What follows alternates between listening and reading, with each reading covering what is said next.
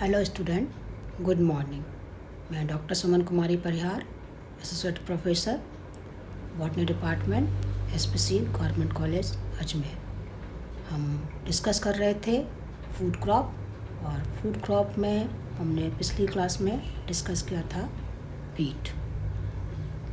आज हम इस क्लास में जो है डिस्कस करेंगे आगे की जो फूड क्रॉप हैं। आपको अगर याद है तो हमने उसमें आपको क्लास में हमने आप डिस्कस किया था कि किस तरह से ट्रू सीरियल और सूडो सीरियल होते हैं, और सूडो सीरियल्स तो अलग होते हैं और जो ट्रू सीरियल्स होते हैं उसमें मेजर सीरियल्स, माइनर सीरियल्स और मिलेट्स आते हैं। हमने स्टार्ट किया था मेजर सीरियल्स, और मेजर सीरियल्स में हमने जो है व्हीट, गेहूँ डिस्कस कर लिया था। आज जो हम मेजर सीरियल्स में जो सेकंड क्रॉप आती है वो राइस, या जिसको पैडी भी कहते हैं, चावल, उसको हम डिस्कस करेंगे।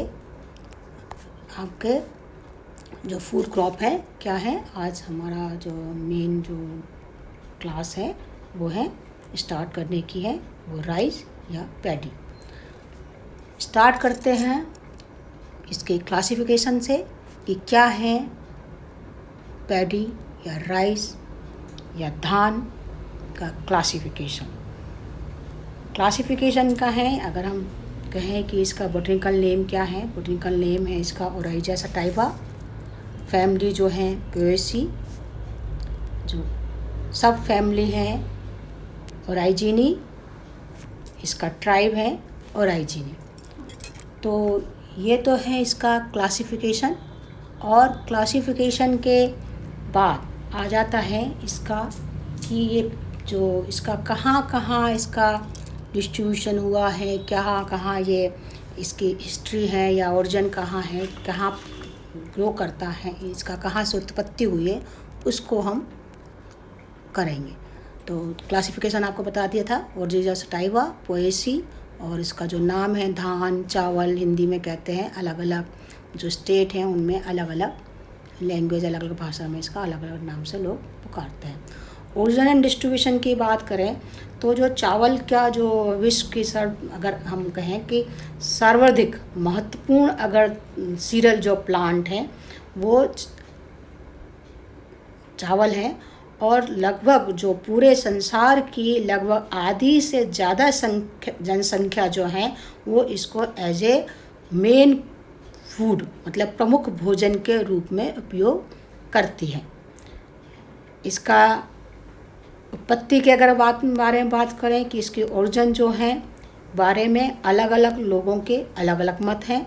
जैसे कि डी कंडोले ने 1886 में, डी कंडोले के अनुसार जो चावल का जो ओरिजिन है, उन्होंने बताया कि जो चावल का जो मूल नेटिव स्पीसीज जो हैं वो उसकी दो मेन जाति जो स्पीसीज हैं, जातियाँ जो खेती की जाती है, जिसमें कि एक एशियाई जाति है जिसको ओराइजा सटाइवा कहते हैं, और दूसरी जो अफ्रीकी जाति है जिसको ओराइजा ग्लेवेरिमा कहते हैं। इसके दो मेन स्पीसीज हैं। उनकी जो उत्पत्ति है वो सेंटर ऑफ ओरिजिन माने गए हैं। एक तो माना गया है इसका एशियाई जाति का ओराइजा सटाइवा, और दूसरी माना गया है अफ्रीकी जिसका है जो है ओराइजा ग्लेवेरिमा।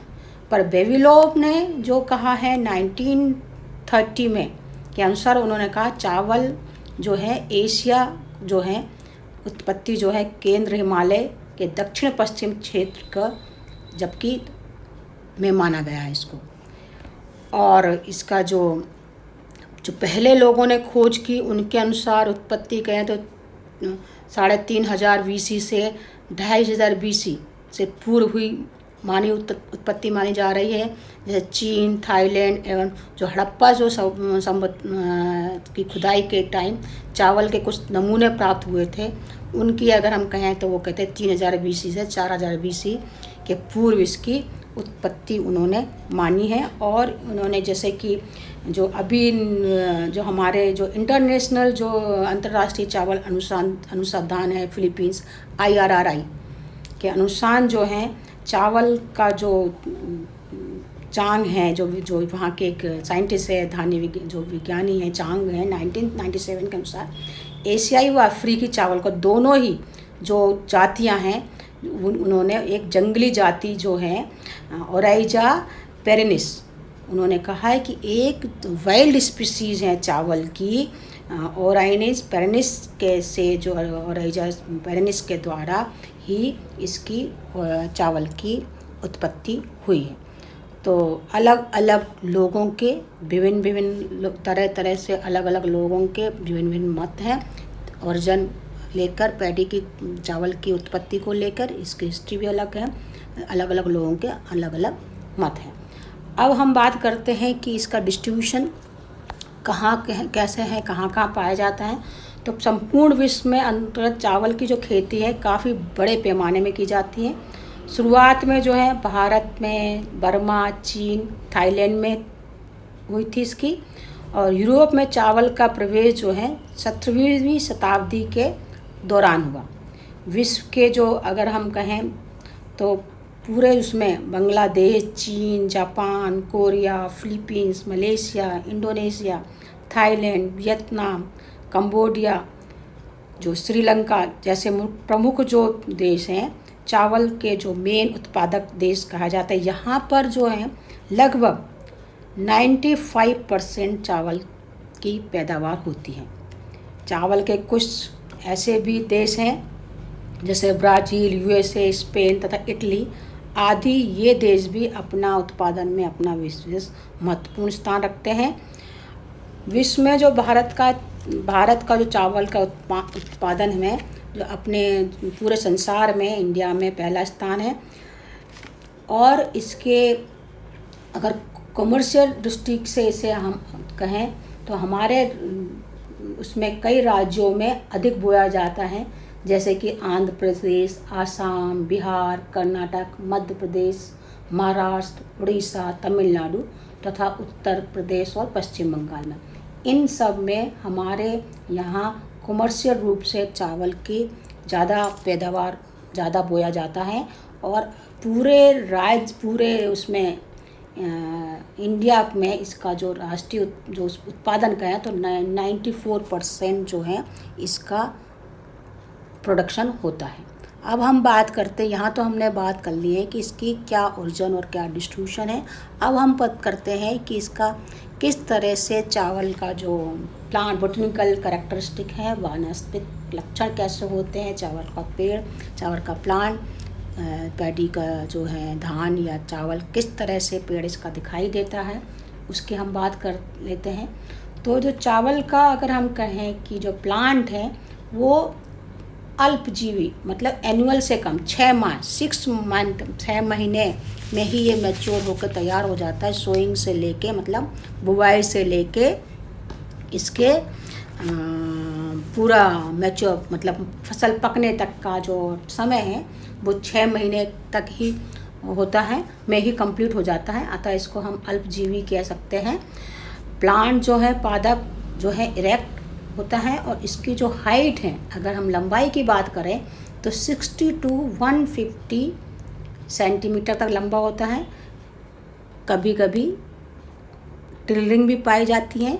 ट्रिलिंग का मतलब अगर अच्छी वैरायटी का चावल है, अच्छी वैरायटी है तो काफ़ी ट्रिलिंग पाई जाएगी। अगर प्लांट है, रूट, स्टेम, लीव्स में डिफ्रेंशिएट करता है, जड़, तना, पत्ती पाई जाती है इसमें। और जो रूट्स हैं वो एडवेंटेशियस रेशेदार होती हैं। जो स्टेम है वो वीक मतलब डेलिकेट होता है, स्मूथ होता है, चिकना होता है, और इसको क्या कहते हैं, क्लम कहलाता है। स्टेम क्या कहलाता है, क्लम कहलाता है। बीच में जो है स्टेम होलो होता है, और जो पत्तियां हैं अगर हैं पत्तियां जो हैं वो रेखीय आधारी भाग पर जो है वो क्लम को या स्टेम को जो है घेरे हुए होते हैं। लीफ में जो है पैरेलल वेरिएशन पाया जाता है। एक झिल्ली नुमा रंगहीन लिग्यूल जो है पंख फलक व परागछांद को मध्य उपस्थित होता है। अगर रिप्रोडक्टिव के पादप की जब जनन अवस्था में है, जब रिप्रोडक्टिव होता है प्लांट में, जब प्लांट के इसके टाइम होता है फ्लावर, इसमें जो फूल होते हैं, इसका जो इन्फ्लोरेसेंस है वो स्पाइक इन्फ्लोरेसेंस में लगते हैं। पुष्प क्रम में स्पाइकलेट में 3 फ्लावर पाए जाते हैं, 3 फूल होते हैं, फ्लावर होते हैं, जिसमें से आधारी 2 जो फूल हैं, फ्लावर हैं, वो स्ट्राइल व तीसरा जो पुष्प है वो फर्टाइल होता है। द्विलिंगी पुष्प में 6 एंथर होते हैं। चावल का जो दाना है वो हस्क, लेमा व पेलिया, हस्क, लेमा व पेलिया के अंदर रहता है। ये सुनहरे अथवा भूरे रंग का होता है। भूसा सहित दोनों का जो पूरा जो कवर्ड होता है इसको पैडी कहते हैं। कवर्ड, इसको पूरे को कंप्लीट को पैडी कहते हैं। और इसका एनवलप या आवरण उतरने के पश्चात जो सेज छिलका रहित चावल के दाने सफ़ेद या पीले रंग के दिखाई मिलते हैं। चावल का दाना 9 to 11 mm छोटा होता है, लंबा, और एक बीजे इस तरह से इसका सीड इस तरह चावल दिखाई, जिसमें पूरा ब्रेन लेयर है, एंडोस्पर्म है, एम्ब्रो है, यहाँ इस तरह से दिखाई देता है। और अगर हम इसके बात करें कि इसमें क्या क्या चावल का दाना जो पीले रंग, लाल रंग का होता है। आजकल तो ब्लैक कलर का राइस भी अगर नई वैरायटी किसानों ने उत्पन्न है, काला चावल, जो काला चावल चंदौली टाइप वहाँ पर एक वैरायटी, इम्प्रूव वैरायटी निकल के आई है। पहले तो पीला चावल, लाल चावल, वाइट चावल के नाम से अभी रिसेंटली एक वैरायटी रिलीज़ करी है काले चावल के नाम से, और वो उसमें कहते हैं डायबिटिक जो पेशेंट हैं उनके लिए काफ़ी हेल्पफुल है। और इसमें अगर हम बात कर रहे हैं अभी कि इसमें जो चावल हैं इसमें कितना स्टार्च होता है, कितना प्रोटीन होता है, कितना फैट पाया जाता है, तो चावल के दाने में स्टार्च जो है 77.4%, प्रोटीन 7.5% और जो फैट है 1.9% तथा पाया जाता है। इसके अलावा इसमें विटामिन्स वगैरह भी होते हैं।